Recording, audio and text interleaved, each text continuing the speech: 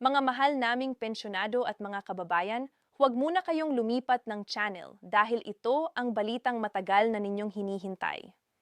Libre na lahat. Ito ang unang naririnig ng marami tungkol sa bagong PhilHealth Yakap program. Pero bago tayo sumigaw sa tuwa, pakinggan muna ninyo itong mabuti dahil hindi ganoon kasimple ang katotohanan at may mga detalyeng dapat talagang malaman ng bawat senior citizen bago pumunta sa PhilHealth office or sa clinic. Ngayong 2026, patuloy na pinalalawak ng PhilHealth ang Yakap program o buong pangalan nito ay Yaman ng Kalusugan Program. Ito ang kapalit ng dating konsulta package at layunin nito na tulungan ang mga Pilipino, lalo na ang mga senior citizen, na hindi na kailangang gumastos ng malaki para lang sa regular na check-up o gamot. Pero ang tanong ng marami, talaga bang libre lahat? Sagutin natin ito ng tapat dahil ito ang klase ng katanungan na dapat linawin bago tayo maniwala sa anumang biglaang balita. Una sa lahat, ano nga ba talaga ang laman ng Yakap program? Base sa opisyal na anunsyo ng PhilHealth, ang mga miyembro kasama na ang mga senior citizen ay maaaring makatanggap ng libreng konsultasyon sa mga accredited na Yakap clinic.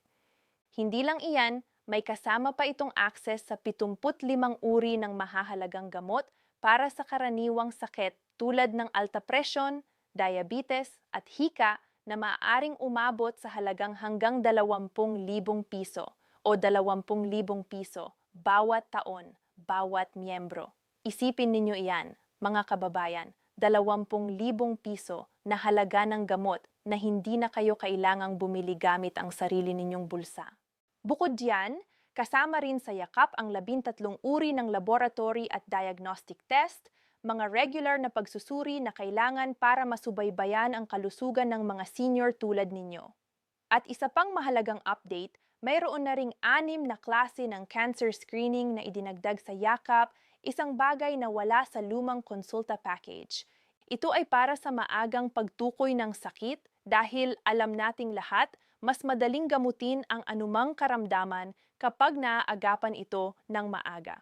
Pero ito ang hindi alam ng marami. Hindi ibig sabihin ng libre na basta-basta na lang kayong makakakuha ng kahit anong gamot na gusto ninyo.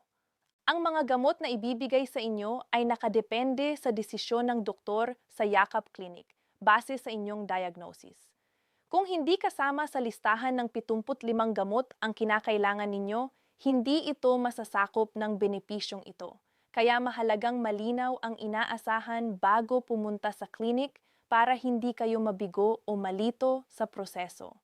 Ngayon, paano ba talaga makikinabang dito ang mga senior citizen, lalo na ang mga SSS at GSIS pensyonado?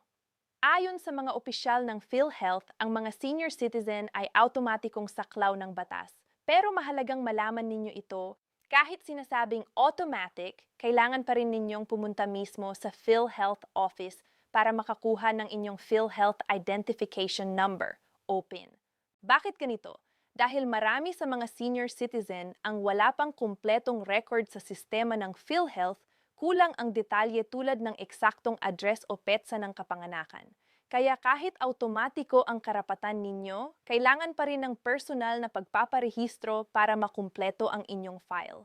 Huwag ninyong palampasin ito, mga lolo at lola. Kung hindi pa kayo nakakapagparehistro, dalhin lang ninyo ang isang valid na government ID at pumunta sa pinakamalapit na PhilHealth office o sa isang accredited Yakap clinic. Doon ninyo kukumpletuhin ang isang simpleng form. Pagkatapos noon, pipili na kayo ng inyong gustong Yakap clinic na malapit sa inyong tirahan para sa susunod na pagkakataong kailangan ninyo ng konsultasyon.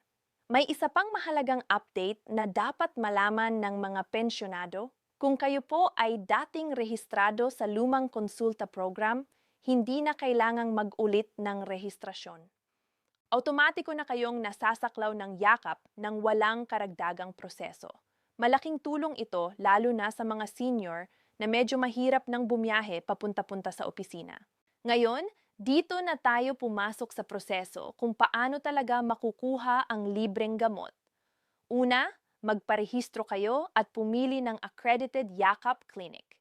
Ikalawa, Pumunta kayo sa napiling clinic para sa tinatawag na first patient encounter, kung saan sisiyasatin ng doktor ang inyong kalagayan at kung kinakailangan, magbibigay sila ng reseta.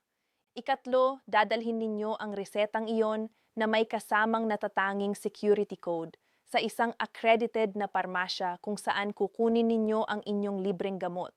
Mahalagang bigyang diin dito, ang yakap ay hindi nangangahulugan na basta pupunta kayo sa parmasya at hihingi ng gamot. Kailangan munang dumaan sa tamang proseso, rehistrasyon, konsultasyon, saka reseta. Ito ang tamang paraan para masiguro na tama ang gamot na matatanggap ninyo at para maiwasan din ang anumang pang-aabuso sa sistema. Ngayon, dahil pinag-uusapan natin ang salaping benepisyo, gusto naming linawin ang isang bagay na madalas ikinakabahala ng mga pensyonado. Hindi po kinakaltasan o ino-offset ang inyong buwanang SSS o GSIS pensyon dahil lang sa paggamit ninyo ng yakap benefits. Magkaiba po ang PhilHealth sa SSS at GSIS. Ang inyong pensyon ay hiwalay na benepisyo mula sa inyong kontribusyon sa Social Security System o Government Service Insurance System habang ang yakap naman ay galing sa inyong kontribusyon bilang miyembro ng PhilHealth. Kaya huwag kayong matakot na gamitin ang inyong karapatan sa libreng konsultasyon at gamot. Hindi ito babawasin sa inyong buwanang pensyon. Pakinggan ninyo itong mabuti dahil dito na madalas nagkakamali ang mga tao. May mga naguguluhan na akala nila kapag gumamit sila ng benepisyong ito, may babayaran silang karagdagang bayad o may ikakaltas sa kanilang pensyon. Hindi po totoo iyan. Ang PhilHealth Yakap ay bahagi ng inyong karapatan bilang miyembro dahil sa taon-taong kontribusyon na inyong ibinigay noong kayo pa ay nagtatrabaho. Ito ay hindi pabor o awa mula sa gobyerno, ito ay karapatan na dapat ninyong kolektahin. At dito rin tayo dadaan sa isang seryosong babala. May mga naiulat na scam na gumagamit ng pangalan ng PhilHealth Yakap upang linlangin ang mga senior citizen. May mga tumatawag o nagpapadala ng text, nagpapanggap na PhilHealth agent, sinasabing kailangan ng processing fee o registration fee para makapag-avail ng libreng gamot. Mga kababayan, tandaan ninyo ito ng mabuti. Walang bayad ang pagpaparehistro sa Yakap. Kung may humihingi sa inyo ng pera bago kayo makatanggap ng benepisyo, iyan ay malinaw na panloloko. Huwag kayong magbibigay ng inyong PhilHealth number, PIN, o anumang personal na detalye sa mga hindi kilalang tumatawag. Kung may pagdududa kayo, tumawag lang kayo mismo sa opisyal na PhilHealth hotline sa 844-1744-2 o bumisita sa inyong lokal na PhilHealth office para i-verify ang katotohanan. Ngayon, para sa mga senior citizen na medyo nahihirapang bumiyahe patungo sa malalayong opisina, may magandang balita rin. Sinabi mismo ng mga opisyal ng PhilHealth na maaari kayong magparehistro ng personal sa alinmang accredited Yakap Clinic o sa pinakamalapit na PhilHealth Local Health Insurance Office. Hindi na kailangang pumunta pa sa malalayong sentrong opisina. Ito ay partikular na dinisenyo para sa mga katulad ninyo na mas komportable sa personal na transaksyon kaysa sa online na proseso. At para naman sa mga apo o kamag-anak na gustong tumulong sa kanilang lolo o lola, maaari rin kayong gumamit ng eGov.ph app o ng PhilHealth Member Portal online kung mas gusto ninyo ang digital na paraan ng pagpaparehistro. Ang mahalaga, magkaroon lamang ng kumpletong PhilHealth number ang bawat senior citizen para masiguradong hindi sila mahuhuli sa pagtanggap ng kanilang karapat-dapat na benepisyo. Bago tayo magtapos, gusto naming bigyang diin ang isang praktikal na payo. Kapag kayo ay nagpunta na sa Yakap Clinic at nakatanggap ng inyong reseta, siguraduhin ninyong dalhin agad ito sa isang accredited gamot pharmacy sa lalong madaling panahon. May mga natatanging code na nakalagay sa reseta na dapat ipakita sa parmasya, kaya huwag ninyong iwanan o mawala ang papel na ito. At kung sakaling wala pang stock ng gamot sa inyong napiling clinic o pharmacy, huwag kayong mag-alala ng sobra. Alam na ito ng PhilHealth at aktibo silang nagtatrabaho upang punan ang anumang kakulangan sa supply base mismo sa kanilang opisyal na paalala noong 2026. Mga minamahal naming pensyonado, alam naming hindi madali ang buhay pagkatapos ng inyong mahabang taon ng paglilingkod at pagtatrabaho.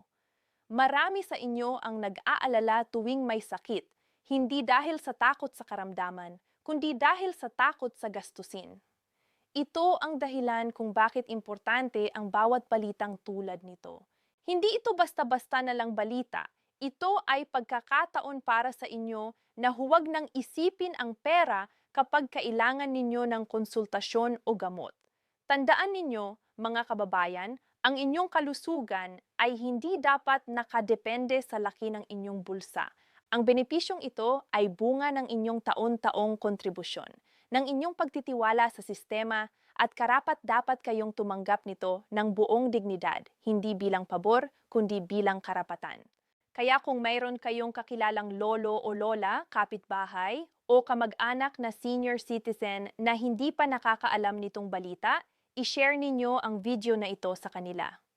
Marahil, ang simpleng pag-share ninyo ang magiging daan para may isang matandang Pilipino na makatanggap ng libreng gamot na matagal na sana niyang kailangan. Huwag din ninyong kalimutang mag-subscribe sa channel namin at i-on ang notification bell dahil patuloy kaming magbibigay ng pinakabago at pinakatotoong balita tungkol sa inyong mga benepisyo bilang SSS pensionado, GSIS pensionado at senior citizen. Dito kayo makakaasa ng katotohanan, walang palamuti, walang maling pag-asa, tanging ang tunay na impormasyong kailangan ninyo. Sa muli, mga minamahal naming lolo at lola, ingatan ninyo lagi ang inyong kalusugan. Huwag mag-atubiling gamitin ang mga karapatan ninyong ipinaglaban sa pamamagitan ng inyong mahabang taon ng trabaho at kontribusyon. Hanggang sa muli nating pagkikita, mag-ingat po kayong lagi at patuloy naming ipapaabot sa inyo ang katotohanan dahil deserve ninyo ito.